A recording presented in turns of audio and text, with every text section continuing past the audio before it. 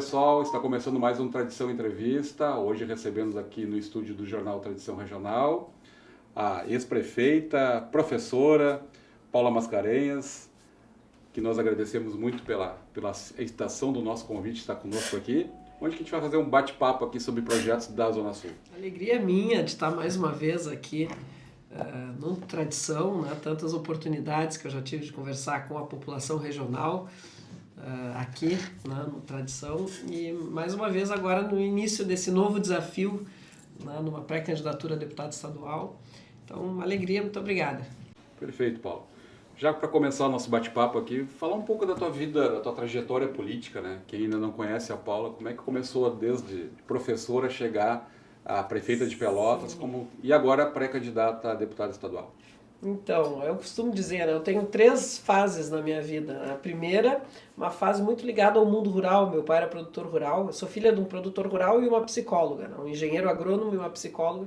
E tive a minha infância e adolescência muito no campo, né, em contato com aquela realidade, com as pessoas que vivem no campo. Tenho um enorme respeito por isso, inclusive achava que ia seguir essa carreira, mas acabei indo pela influência de professores, inspiração de professores, indo para a área da letras.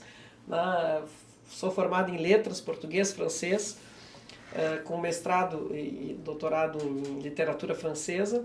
Sou professora da Universidade Federal de Pelotas, por concurso público, desde lá do início dos anos 90, de 93. Entrei bem jovem na universidade. Então a segunda etapa da minha vida é o mundo acadêmico, o mundo das letras. E depois tive um encontro... Quanto tempo de professora?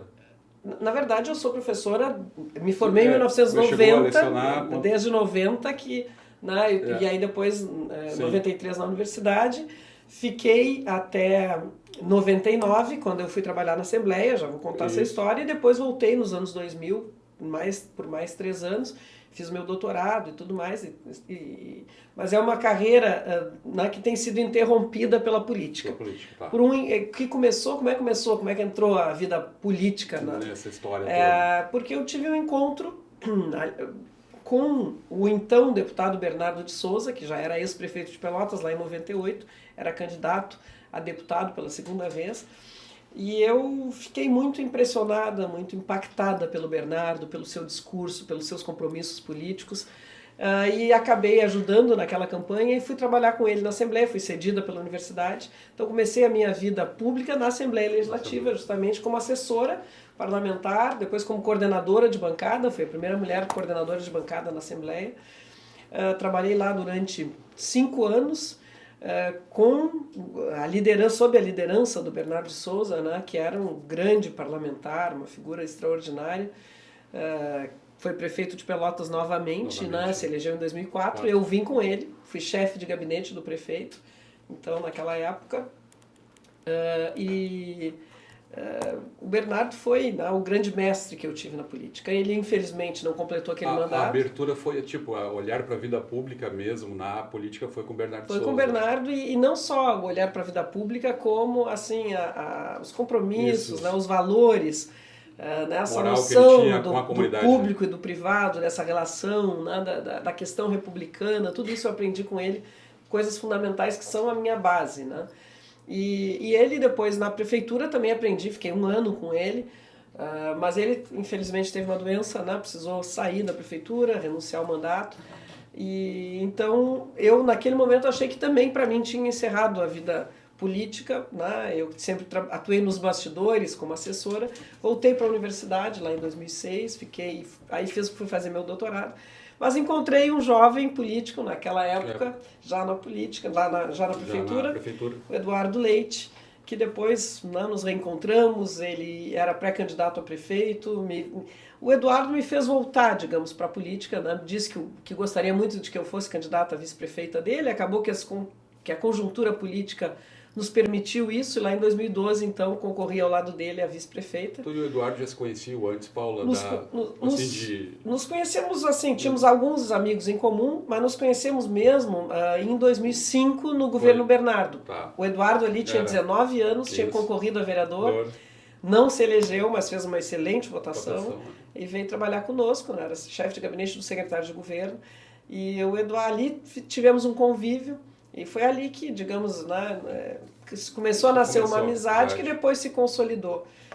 Quando eu fui vice-prefeita ao lado dele, na primeira mulher vice-prefeita de Pelotas, agora temos a segunda, né? Mas foi a primeira, né? Foi a primeira. O Eduardo decidiu, apesar de ter muito boa avaliação. Foi a primeira prefeita, né? Exatamente. Ele decidiu não concorrer à reeleição, me apoiou em 2016, eu fui a sua sucessora, primeira mulher eleita em Pelotas, prefeita, até hoje, né, a única. Espero que em breve Pelotas possa ter de novo uma mulher à frente do executivo, que eu acho que é muito importante a gente ter mais mulheres na política, né, em cargos de decisão, representando a diversidade que nós temos na sociedade, né? Mas, enfim, me elegi em 2016, me reelegi em 2020, sob a pandemia, né, em plena pandemia. Isso até é um fato que eu até abri um parênteses aqui para a gente colocar. Foi o momento mais desafiador de toda a humanidade e principalmente dos prefeitos lá na ponta, que eram as prefeituras, né? Exato, em 2020. E decisões muito importantes, às vezes muito questionadas, mas importantes para manter a saúde do município e das pessoas em dia. Exatamente, foram os momentos talvez mais difíceis. Né? Eu tive 2 momentos muito desafiadores. Em 2020, a pandemia, em 2024, 2023 já tivemos a primeira, mas em 2024, grande enchente. E eu digo sempre, né, foi uma trajetória que foi do fica em casa para o sai de casa. Né? Em 2020 nós tivemos que convencer as pessoas a ficarem em casa, a se protegerem. Em 2024 a saírem das suas casas, né, por precaução, para evitar... Momentos difíceis de fazer com que a comunidade entendesse esse momento. Muito difíceis, muito desafiadores, né, decisões que impactavam a vida de milhares de pessoas. E a gente tinha que tomar decisão, porque o prefeito, ninguém gostaria de estar ali naquela situação de ter que tomar uma decisão. Né, que muitas vezes prejudica pessoas, mas ninguém escolhe também o seu tempo de governar. Né? A gente precisa enfrentar os desafios que aparecem. E eu nunca me furtei a tomar as decisões, sempre busquei baseá-las em princípios, né? E no caso tanto da pandemia quanto da enchente, no princípio da precaução, botando as vidas em primeiro lugar. Né? Vamos proteger as vidas e depois olhar para a economia, olhar para todo o resto, que é importante também, né? das quais. Vidas dependem. Mas, é a engrenagem, né, que tem que funcionar. Eu digo sempre, a pandemia foi talvez o momento mais difícil. Eu tinha 2 lados, né, da população... Ou fica em casa reclamando, né? Pessoas que valorizavam mais a economia, outras que achavam que tinham que proteger mais as pessoas. Mas como eu me reelegi justamente em 2020, né, quase me elegi de novo no primeiro turno, faltaram 400 votos, e acho que isso indica que o equilíbrio que eu sempre procurei ter atendeu de alguma forma, acho que as pessoas entenderam que eu estava tentando fazer o melhor.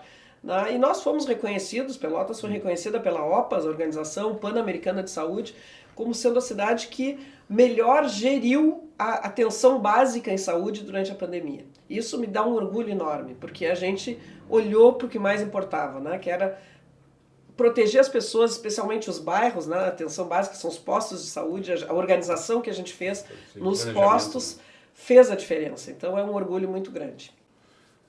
Bom, a gente então tem um panorama aí da Paula na área, né, política, né? Bom, chegando na política e agora, né, exerceu por um bom período, né, junto com o governo do estado, no estado, né, como secretário de Relações Institucionais. Como é que foi essa experiência lá, hoje ainda continua, né, trabalhando diretamente com o Eduardo Leite? Como está sendo essa experiência a nível de estado, saindo um pouco do município e enxergando o estado do Rio Grande do Sul como um todo? Então, Edilson, eu tenho muita relação, como prefeita, né, eu tive muita relação com os municípios aqui da região, fui presidente da Associação dos Municípios, e na condição de secretária de Relações Institucionais, justamente o governador me deu essa missão de aproximar o governo das lideranças regionais e municipais, né, dos prefeitos, né, da vida das pessoas, no fim das contas, que vivem nos municípios. Né. Então, eu sou uma municipalista, né? A trajetória como prefeita me fez ver que é realmente nos territórios que as políticas públicas se tornam mais efetivas, chegam mais até as pessoas e, portanto, a gente precisa valorizar os territórios. E os territórios são os municípios, né?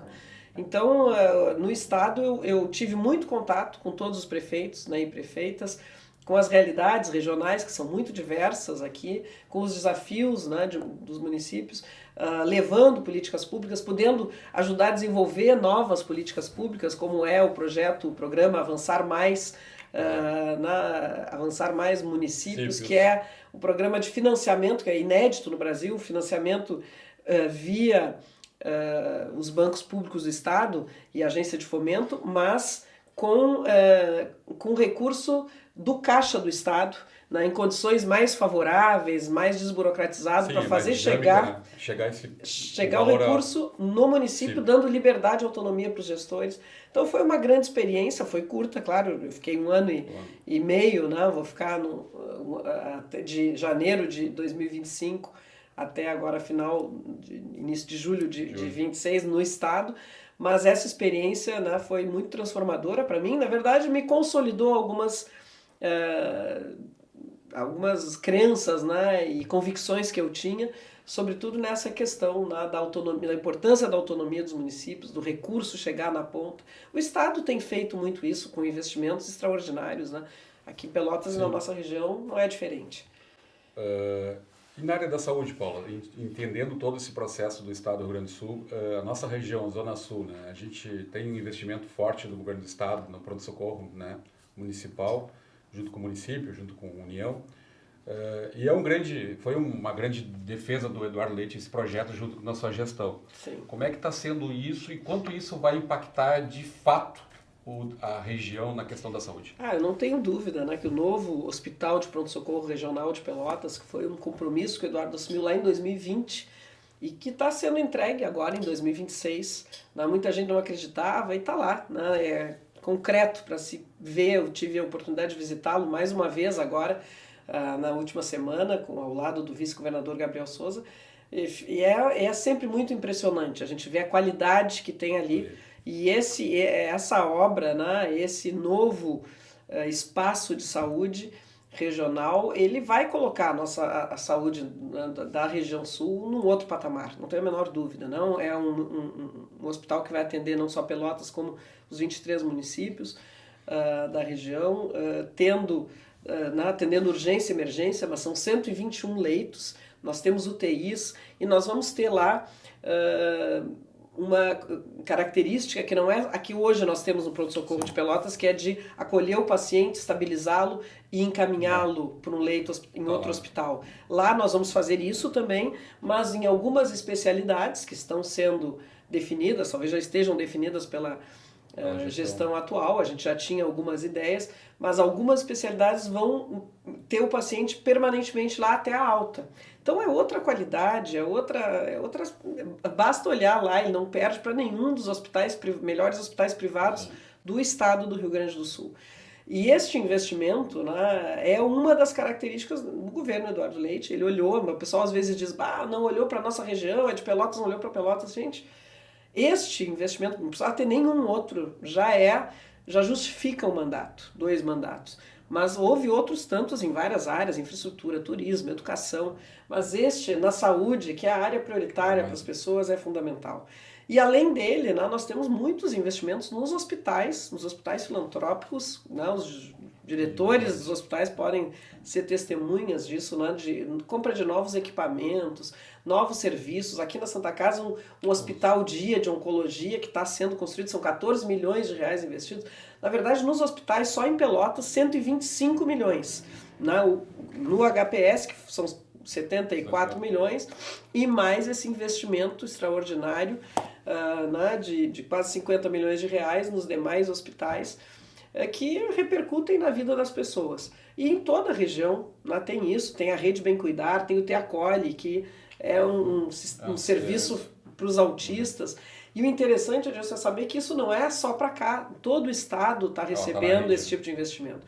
E agora nós temos o SUS Gaúcho, que foi criado a partir do acordo que o governo fez com o Ministério Público para chegar aos 12% de investimento, que nunca houve na história, mas era uma cobrança e mais do que justificada, porque está na Constituição. E o Estado só neste período, então, no último ano, ele investiu além de mais R$1 bilhão.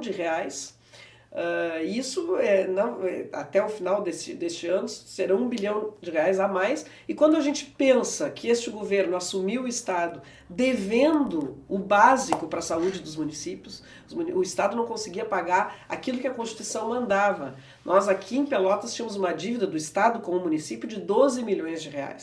E os hospitais não recebiam o que precisavam. O governo Eduardo Leite botou isso em dia e, além disso, fez até hoje está em dia, e além disso tem mais R$1 bilhão que vai ser aportado em obras, em serviços, em equipamentos. Então a gente está mudando, né, o patamar e o cenário da saúde no Rio Grande do Sul. E a saúde é uma questão que sempre vai ser prioridade, né, Paulo? Sempre vai ser, né? Porque a saúde, ela tá, como a gente comenta, né? O desafio é muito grande na saúde, porque os recursos chegam, eles vão e precisam mais, né? É a vida das pessoas, né? E eu sei que eu estou dizendo aqui, tem muito investimento e vai ter gente lá nos ouvindo dizendo, mas eu não fui atendido em tal dia, eu estou numa fila de espera. É verdade. Que essa função da fila de espera de ser atendido. Porque, na verdade, a gente tem que... O cenário, o SUS é um grande sistema. talvez o sistema mais justo do mundo. Mas ele tem um problema, que é o pagamento da tabela SUS nacional, que é uma tabela nacional. O governo federal repassa valores absurdos para, por exemplo, uma consulta são R$10, um exame, um hemograma não chega a R$2, não tem como sustentar isso. Então o governo, justamente através do SUS Gaúcho, tem posto recursos para diminuir as filas, porque há muitas filas em muitas especialidades. É a principal reclamação, né? Já está diminuindo a fila da cirurgia de joelho, da oftalmologia, mas ainda, e agora vamos ampliar para outras especialidades. Então a gente sabe, né? Quando a gente atende melhor, consegue tirar alguém da fila, isso é maravilhoso. Agora, para aquela pessoa que ainda não teve o atendimento, o sistema falhou. Então eu entendo que tem a gente que critique, porque é uma solução à saúde, é importante que as pessoas saibam disso, né? Entendam isso. A saúde, ela tem uma repartição, ela é sustentada de forma tripartite. Tem recursos federais, recursos do Estado e recursos do município. Então, quando um desses entes falha, o sistema é prejudicado. A gente precisa... o Estado agora vai investir muito mais, isso vai ter uma repercussão positiva, mas, claro, os outros entes também precisam fazer a sua parte, e é um desafio permanente. Falando um pouco de saúde, agora vamos falar da educação, né? A educação também é outro desafio, né? A gente enfrenta vários desafios, né? E a área da educação é uma outra área que ela é tão importante quanto a saúde, né? Com a educação, tanto melhora a saúde, né? Sem dúvida. Como é que o Estado está colocando os investimentos na educação e como a pré-candidata Paula enxerga esses investimentos na região e quanto isso tem impactado e quanto precisa melhorar o investimento aqui na nossa Zona Sul? A educação no Estado também tem um impacto de investimentos histórico, extraordinário. Assim. Nós, só para ter uma ideia, o Estado investia normalmente em merenda escolar em torno de R$18 milhões. Isso ultrapassou os R$200 milhões. Não tínhamos uniforme escolar, passamos a ter uniforme escolar. As escolas estaduais estavam numa situação de infraestrutura muito ruim. O governo Eduardo vai entregar 1.000 escolas recuperadas, com obras, às vezes praticamente uma nova escola. O turno integral também, a gente ampliou brutalmente, são mais de 500 escolas com um turno integral. Então, assim, teve um enorme investimento, né? Inclusive, o pessoal agora, é uma polêmica que está aqui, que eu quero até falar sobre isso. Essa coisa, vão privatizar as escolas. Eu sou professora, eu sou absolutamente contra a privatização na área da educação pública. Não é possível isso. E não é isso que está se propondo. O que o Estado está fazendo?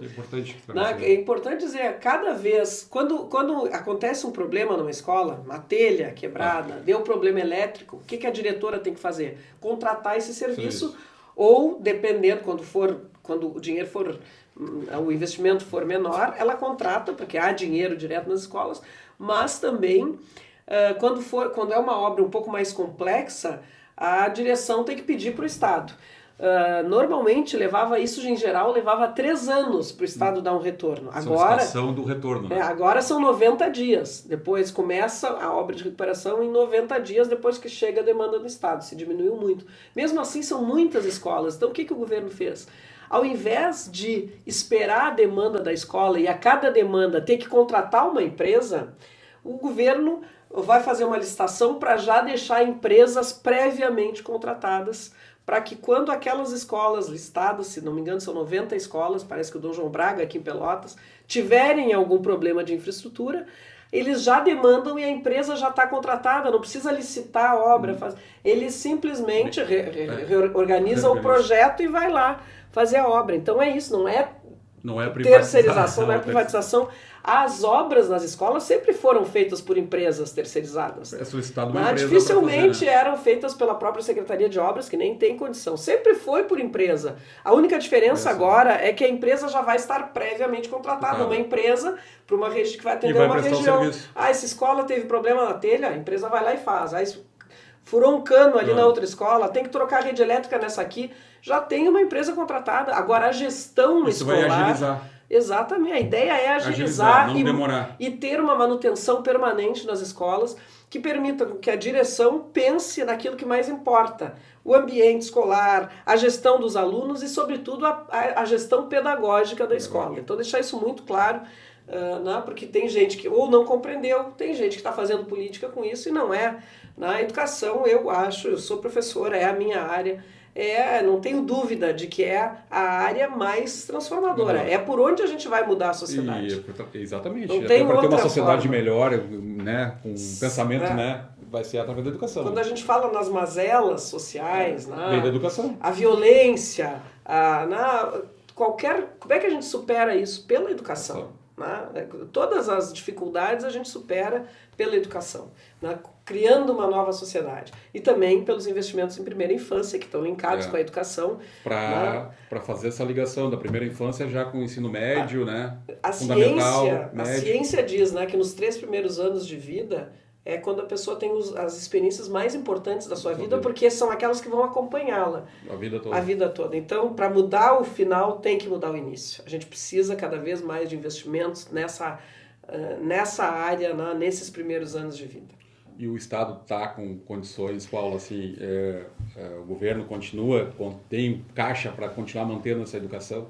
Olha, a ideia é que sim, mas depende sempre de uma gestão. Não é que a gente não pode se atirar para trás e achar que o Estado está tudo resolvido financeiramente. O Estado fez reformas duras, tiveram um impacto, que causaram um desgaste político, mas que eram necessárias para um Estado que resolveu os problemas de um Estado que não pagava as contas, que não pagava as contas da saúde, que não pagava os seus servidores públicos em dia. Eram necessárias reformas previdenciárias, reforma administrativa, que foram feitas com muita coragem e muita capacidade de diálogo por esse governo. Agora, para manter isto, precisa ter responsabilidade, compromisso, precisa saber fazer. Então, por isso que essa eleição é tão importante, porque é o futuro do Estado que está em jogo. O nosso futuro precisa disso, por isso cada eleitor tem que pensar muito, ouvir muito o que cada candidato vai dizer, porque a gente está sempre caminhando num limiar, assim, para não, de novo, cair na irresponsabilidade, nos gastos excessivos e irresponsáveis que depois geram essas consequências. Não consegue atender a saúde. Quem paga o preço depois é a população. Entrando também na questão do agronegócio. Nossa região por vocação, o setor primário é um dos setores da agricultura familiar e agricultura de grande extensão. A Zona Sul do Estado é um dos principais meios de recurso de desenvolvimento econômico. A gente tem um porto ao lado, aqui de Rio Grande, o governo vem investindo também bastante. Como é que tu avalia o agronegócio? A gente está passando um momento difícil do agro, grandes produtores, principalmente produtor de soja e de arroz, vem tendo uma dificuldade enorme, a gente tem falado com os produtores e as dívidas são muito altas. Esse trabalho todo de movimentos para renegociação, para prorrogação dessas dívidas. Como é que a Paula também vindo do setor do agro, com seu pai, Sim. Como é que enxerga e o que precisamos para melhorar? Esse setor é um dos pilares da nossa economia, e é um setor do qual eu tenho me aproximado muito, justamente porque ele é importante para sustentar a nossa economia, a geração de riqueza. E eu tive agora recentemente numa festa na colônia e encontrei com produtores rurais, agricultores, se queixando muito, muito desmotivados pela situação. Então é uma situação que atinge as pequenas propriedades, a agricultura familiar e também o agronegócio, as grandes propriedades. Estão todos no mesmo barco. A gente está acompanhando a luta pela securitização. O governador Eduardo Leite tem ido permanentemente a Brasília, né, esperando, né, que passou no Senado, esperando que a Câmara agora dê continuidade. A gente sabe que o governo federal está lutando contra isso, né, mas a verdade é o seguinte: se nós não conseguirmos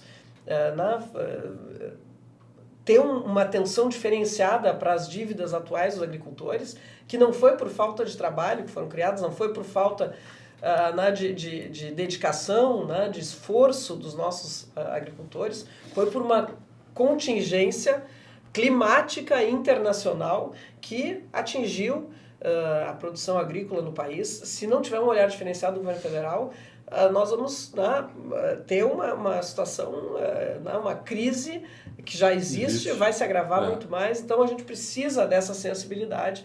O governador tem trabalhado muito nisso, inclusive não simplesmente reivindicando, mas dando alternativas de fundos, da onde pode vir esse recurso para ajudar na securitização. Porque nós temos que entender que não foi só a enchente que causou problemas sérios. Secas, exatamente, nós temos secas, enfrentado secas, estiagens. Nós, depois da Bahia, nós somos o estado que mais enfrentou estiagens. Quer dizer, o pessoal acha que é só no Nordeste. A enchente foi os últimos anos, 2023, 2024. Exatamente. Mas antes era um processo de seca. Que é sistemático, que vai e volta e que tem atingido a nossa produtividade de uma forma muito grave. Então a gente precisa desse olhar, a gente precisa... E também buscar alternativas para a irrigação, que é... talvez o tema mais importante para a nossa economia seja essa questão da irrigação. Ainda temos apenas 4% do território produtivo do estado irrigado, é muito pouco. O estado fez Irriga Mais, fez um programa para estimular a irrigação, colocando recurso, mas ainda precisamos de um recurso que a gente sabe que o maior ente, que arrecada é o ente, é a União. Nós precisamos, e a luta, já vou te ouvir só para concluir aqui, a luta é pela criação de um fundo constitucional, como tem o Nordeste, como tem o Norte, como tem o Centro-Oeste, que permita que os estados do Sul também tenham a quem recorrer em momentos de crise como esse. Isso seria um diferencial enorme para o nosso agro aqui, e é uma luta que tem que ser de todos nós. Eu até quero colocar um parênteses, eu estive na China agora com o pessoal do Sicredi, né, e a gente foi visitar umas propriedades no agro, no interior lá de Xangai, e a gente viu como a irrigação, como eles têm uma dificuldade de pouca chuva, muito pouca chuva, e tu vê as lavouras verdes, né, tudo irrigado, com sistemas modernos, avançados, onde que tu não vê uma flor nas cidades, um planejamento absurdo.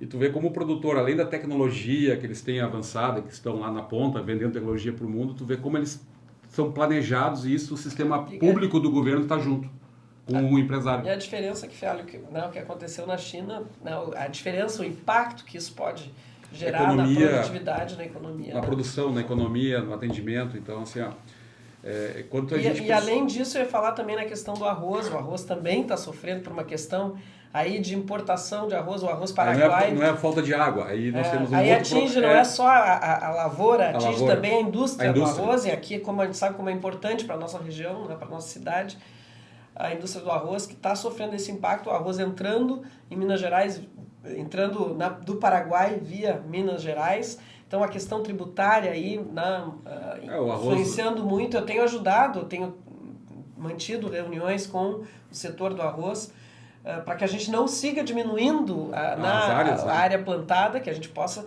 seguir produzindo. Mas para isso o Estado está buscando alternativas. O próprio governador, vice-governador Gabriel Souza, que esteve aqui em Pelotas recentemente, disse que esperamos poder anunciar de novo um apoio aí ao setor do arroz. Mas enfim, é um desafio constante, permanente. A gente precisa unir forças, precisa ter o olhar da União para isso. E para tudo isso acontecer, precisamos ter representatividade política, né, Paulo? A gente até comentou aqui nos bastidores como a gente tem candidatos na nossa região, né, Pelotas e Zona Sul como um todo, enfim, todo o estado, mas a nossa região em particular, a gente força sempre no jornal, e acho que é o nosso papel da comunicação, valorizar os nossos candidatos daqui, as nossas representatividades locais, é o que vai olhar por nós, é o que vai trabalhar para a nossa população. Como é que tu vê esse cenário político de tantos candidatos e quanto é importante hoje na Assembleia Legislativa, e tanto no governo, né, tanto na Assembleia Legislativa como na Câmara dos Deputados, nós termos representantes da nossa região, né? Para olhar por nós e por brigar por nós, porque de novo a gente vai ficar, como as outras eleições já aconteceu, nós temos um deputado federal só em Pelotas, né? Pode correr o risco de não ter nenhum, ou ter mais, mas deputado estadual a gente não tem um eleito por Pelotas. A gente tem eleito por Canguçu, por São Lourenço, pela região, mas Pelotas ainda não conseguiu eleger um deputado estadual. O eleitor não está sabendo votar. O que está acontecendo na tua visão? Eu acho que é muito injusto a gente culpar o eleitor, né? Acho que os partidos políticos têm muita responsabilidade nisso e a própria sociedade, assim, né? As instituições, enfim. Nós temos 250 mil eleitores em Pelotas e não temos um deputado. Já tivemos 3, já tivemos acho que até mais do que isso em tempos muito recentes e hoje não temos nenhum. Por quê? Porque há uma dispersão de votos. Agora, uma região que tem pouca representatividade ou que não tem nenhuma, uma cidade que não tem nenhuma representatividade, ela é prejudicada no contexto político, porque a verdade é que eu vi isso muito claramente agora, estando no governo do estado, o quanto a voz das regiões se faz ouvir através dos seus deputados e o quanto as políticas públicas acabam se organizando conforme essa voz, conforme essas demandas. Nós não temos ninguém para falar em nome de Pelotas e temos muito pouca gente para falar em nome da Zona Sul e em nome da região sul, da metade sul. Nós temos na metade sul 10% da representatividade na Assembleia Legislativa. São 6 cadeiras de 55. É muito pouco. É muito pouco, é muito pouco. Nós representamos mais de 10%, né, da população, mais de 10% colégio eleitoral, da economia. O nosso número de votantes na região, Camacô para baixo. Então a gente precisa olhar para isso, porque significa não termos voz. A gente sabe, há uma dispersão de candidaturas, há um número inflacionado de candidatos. O eleitor acaba se perdendo, né? É muita gente. Proposta, é muita gente. Então, e a gente sabe, né? Vamos falar sério, nem todos têm expectativa de eleição. Né? Claro, a gente sabe que uma disputa eleitoral, a gente sabe como é que começa e não sabe como é que termina. Mas a gente também sabe que muita gente coloca o nome à disposição não pensando na eleição deste ano, mas pensando na eleição daqui a 2 anos. Quer testar o nome agora para depois ser candidato a vereador, ou quem sabe tentar ser vice-prefeito de uma chapa, ou mesmo a prefeito. Está olhando para 2028, só que a eleição agora é de 2026. Esta eleição é que vai definir os rumos, a nossa representatividade no Estado. Não adianta depois a gente se queixar e ter que bater em outras portas. E agora votar em gente que representa outras regiões. Porque por mais bem intencionadas que sejam essas pessoas, na hora, o cobertor é curto, na hora de puxar a prioridade, vai priorizar a sua região, que é onde tem a maior parte dos seus votos. Então a gente precisa, primeiro, votar em gente que vai representar a nossa cidade, a nossa região. E depois, em segundo lugar, pensar quais são os candidatos que têm chance, que querem, que estão olhando, ou pelo menos que estão olhando para essa eleição, que querem ser deputados federais, deputados estaduais, que não estão fazendo uma aposta futura. Porque isso pode prejudicar, pode até beneficiar esse candidato dali a 2 anos, que já chega mais conhecido, sim, mas prejudica toda a população, porque tira voto daqueles que querem efetivamente nos representar, que podem nos representar. Eu entro, né, como pré-candidato nessa disputa, eu quero muito poder estar na Assembleia Legislativa para representar a minha região. Quero muito, acho que posso, mas claro, né, isso vai depender, né, das decisões dos eleitores. Então, essa é uma preocupação muito grande, né? Há candidaturas de todos os naipes, de todas as correntes ideológicas, de todos os partidos, não tem problema. O eleitor decide, a democracia é isso. Mas vamos pensar, né, em quem quer efetivamente participar dessa eleição, em quem quer nos representar no Parlamento Gaúcho, no Congresso Nacional, porque nós precisamos muito disso. Pelotas vem sendo prejudicada e a Zona Sul por falta de representantes que falem em nosso nome, que levem as nossas demandas, que sejam a nossa voz nesses ambientes, onde as coisas são decididas. E até como experiência, né, Paula, como prefeita, nesse período ali, né, tu esteve como vice e prefeita, quanto faz a diferença ter um deputado, né, alinhado com o município, onde que vem o recurso, através das emendas parlamentares, que a caneta de cada um tem, e tanto na Assembleia Legislativa como força política, para outros projetos dentro da comunidade, né? Na verdade, é uma força a mais para lutar por desenvolvimento regional, né? Não há dúvida, né? E é só olhar, as pessoas vão para a Assembleia, né, os representantes, depois os vereadores, prefeitos, as lideranças. elas, né, às vezes não tem uma porta para bater, não tem quem conheça a região, porque também tem isso, né? Tu vai tem que conhecer a região. Um deputado para te receber é diferente. É diferente, tu ter um gabinete onde tu te sinta acolhido e onde tu encontre alguém que saiba quais são os nossos desafios, que conheça, que entenda, que sabe quais são as vocações, quais são as maiores dificuldades, enfim, que se conecte com a nossa população e com as suas efetivas demandas e necessidades.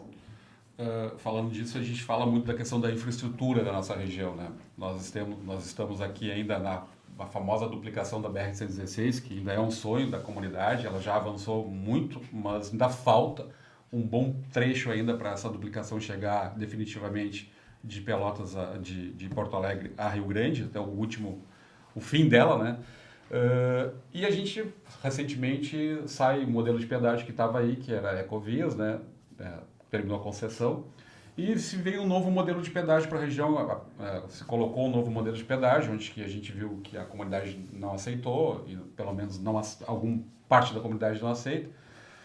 Como é que tu vê esse novo modelo de pedágio, e se tu é a favor ou contra, o que tu entende no sentido assim, desenvolvimento econômico? Temos um porto, precisamos desenvolver essa região, o pedágio, ele pode ajudar ou ele pode atrapalhar? Então, vou responder sobre o pedágio, mas antes eu vou falar sobre a BR-116, porque nós tivemos uma notícia, Adilson, essa semana, muito negativa, que o governo federal não tem mais recursos esse ano para investir na duplicação da BR-116 e sequer na manutenção das vias, nem na 290, nem na 116 Sul, não é por acaso, né? A 116 Norte, ali de Porto Alegre para cima, ali vão continuar.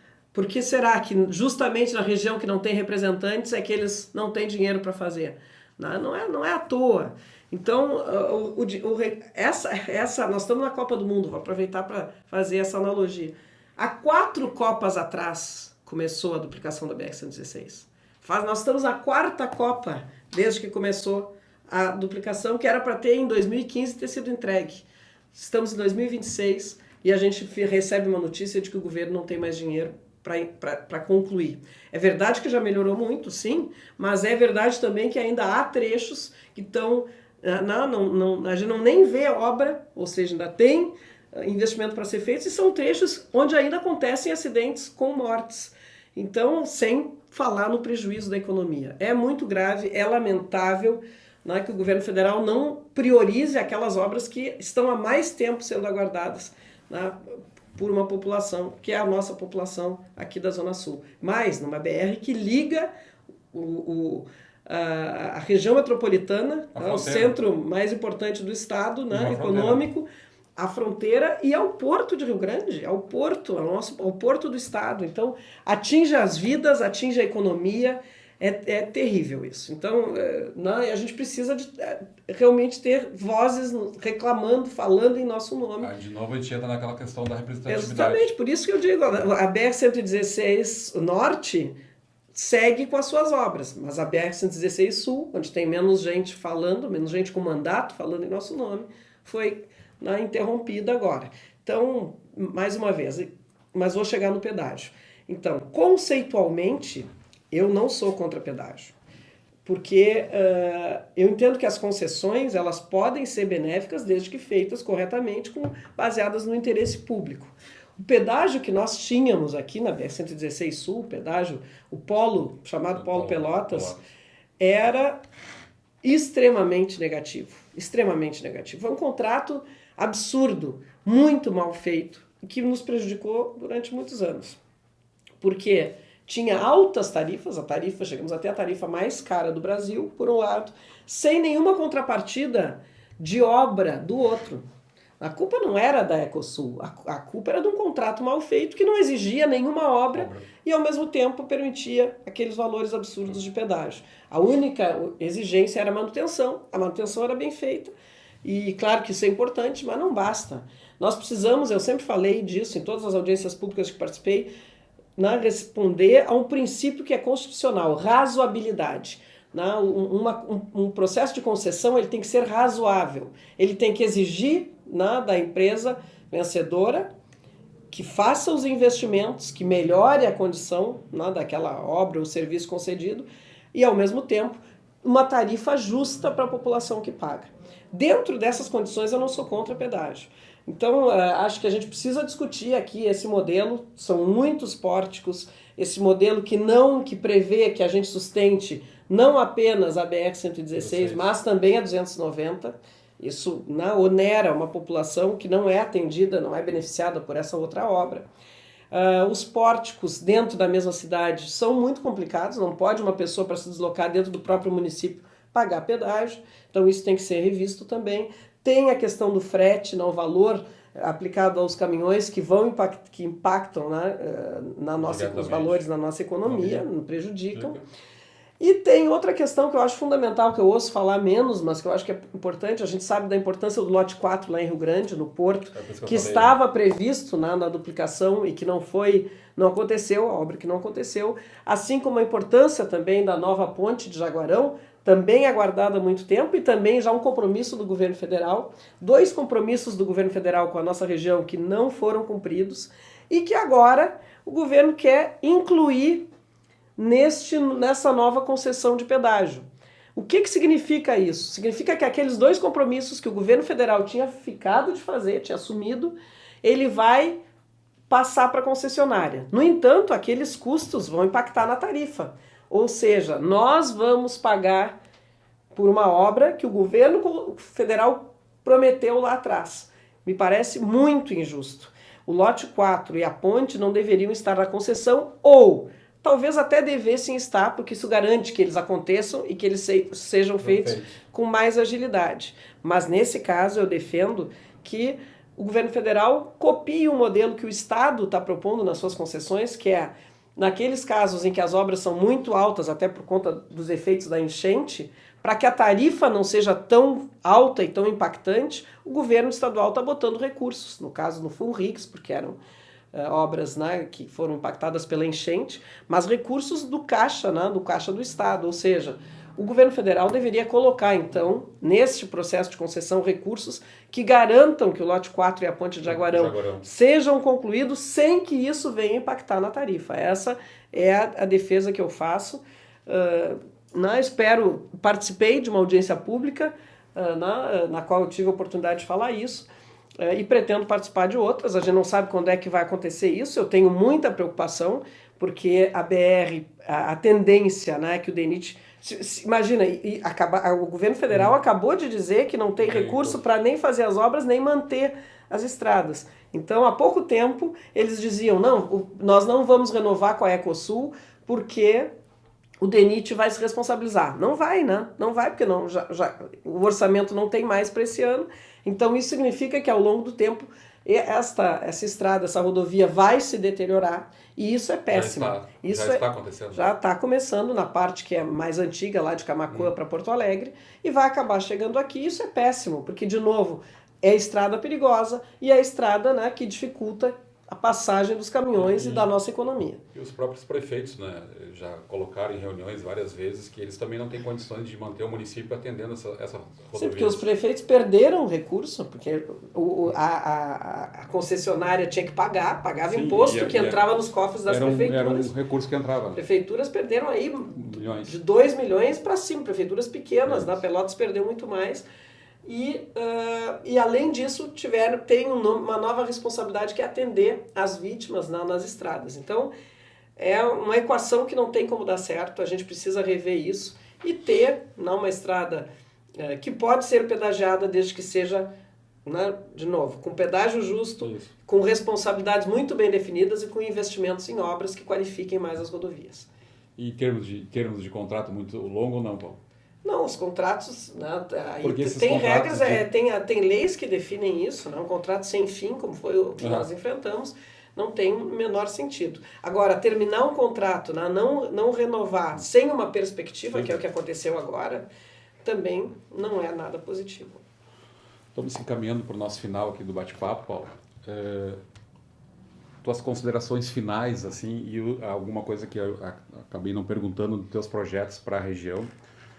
Como a gente comentou durante todos os assuntos, é uma eleição difícil por um número de candidatos.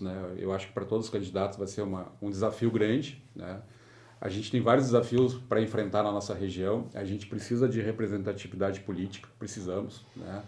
Eu sempre comento, e a gente comenta aqui no Jornal Tradição, que as pessoas votem pessoas daqui. A gente faz essa campanha, né? As pessoas E outra questão muito importante é as pessoas ir votar.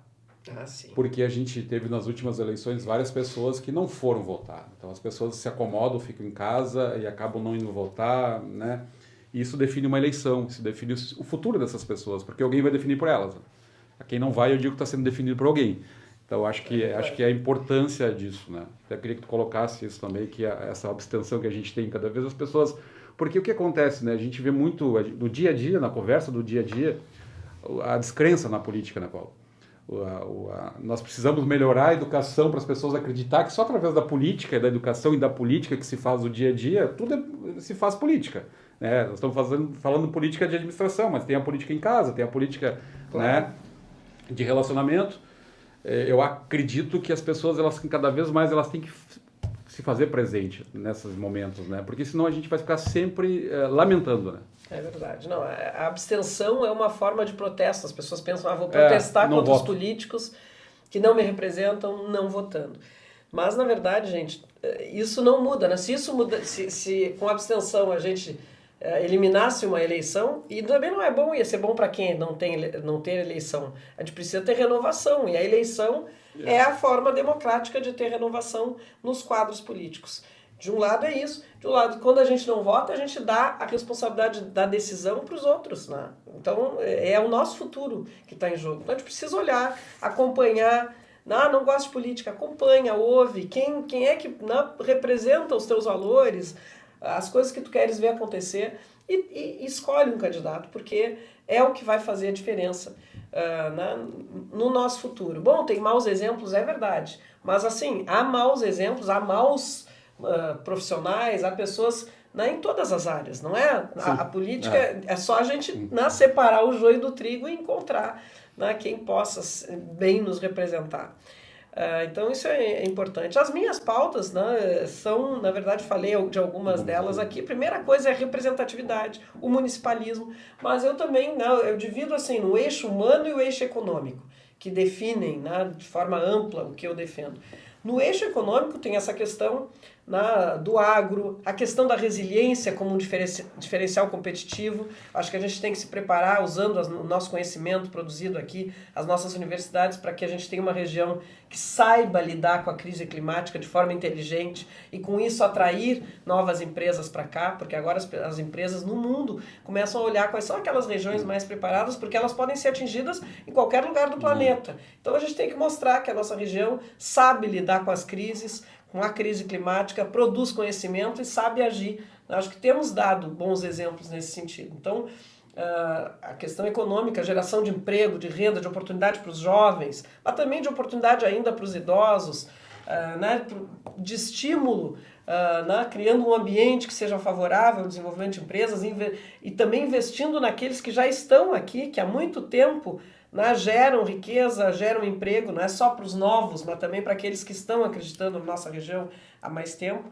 E do outro lado, no eixo humano, aí eu trabalho com muita coisa, na primeira infância, valorização da primeira infância, estímulo a que os municípios olhem para esse tema, que é muito mais barato, é muito mais barato investir na criança do que investir nos presídios. E se a gente investe na criança, a gente vai tirar gente do presídio, porque é na educação e saúde são temas prioritários meus. Pessoas com deficiência é uma causa que me mobiliza muito, A gente teve esse trabalho com os autistas, também com a PADPEL, que é as crianças e pessoas com síndrome de Down, mas qualquer deficiência, eu acho que a gente precisa criar condições para que o mundo seja mais inclusivo, mais respeitoso com as diferenças, entendendo que as diferenças são algo bom e não algo ruim, É isso que nos faz avançar. Se nós todos fôssemos iguais, se todos pensássemos da mesma forma, o mundo não ia avançar. Então é uma causa importante. E aí entra na diversidade também, a questão da diversidade, o respeito ao outro e também na presença da diversidade nos espaços de decisão. A mulher na política entra aí. Então são causas assim que das quais me aproximei como prefeita e que eu continuo defendendo, E por trás de tudo isso, o municipalismo. Claro que não é na Assembleia que a gente vai decidir que os municípios vão ter mais autonomia, eu sei que isso é uma questão de Congresso Nacional, mas nós precisamos ter representantes e políticos que tenham essa visão. Só assim a gente vai um dia conseguir mudar esse sistema que é tão injusto com os municípios brasileiros e que, sendo injusto com os municípios, é injusto com a população brasileira. Mais ou menos essas são as minhas pautas. Até abrir um parênteses aqui que eu não te perguntei, mas eu acho que é importante, até pela nossa região, a questão do turismo. O turismo, dentro da questão econômica. O turismo, nós estamos com um turismo em alta e a gente tem que utilizar isso de uma ferramenta cada vez mais. Claro, né? Eu não entrei nas especificidades da pauta econômica, mas o turismo é uma das nossas potencialidades maiores, uma indústria que não tem limite de crescimento, limpa, né? Tem a questão dos biocombustíveis, da nossa capacidade, nossa região, né, que produz grão e que tem essa possibilidade, tem vento aqui. Energia eólica, né? E também olhando para o futuro com uma perspectiva aí da Bacia Pelotas, que claro que se efetivamente for comprovado, né, que há produção de petróleo, a nossa região também vai se transformar muito. Então já só na busca por fazer essa comprovação já vai ter muito investimento aqui. Então eu olho para o futuro, né, da nossa região com otimismo. Eu prefiro sempre olhar para a gente sabe que é desafiador, tem problemas, mas a gente tem muitas características positivas. E tem o que é melhor e mais importante de tudo, uma população talentosa, trabalhadora e diversa. E eu acho que isso, a nossa gente, é o maior diferencial que nós temos. Ok. Então tá, chegamos no final, né, desse bate-papo aí. Muito agradável, muito obrigado. Só te agradecer, né, mais uma vez por aceitar o convite e estar aqui para falar de política pública, né, desses serviços todos e um pouco da tua visão, né, para essas coisas efetivamente acontecer, a gente ter representatividade política cada vez maior na Zona Sul do Estado. Então, pessoal, falamos aqui com Paula Mascarenhas, que é pré-candidata a deputada estadual pelo PSD, o qual agradecemos mais uma vez pela visita. Ficamos por aqui. Até o próximo programa. Um abraço.